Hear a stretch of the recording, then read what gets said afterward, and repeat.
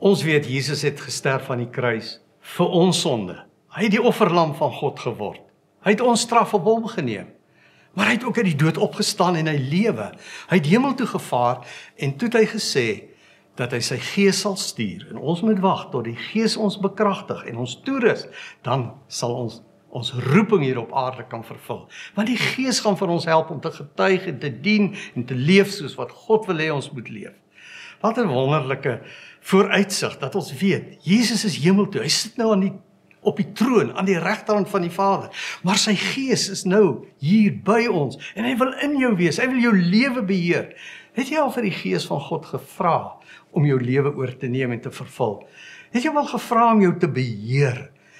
Dat hy sy gawes en sy vrug in jou lewe kan bewerk. Hy wil dit doen.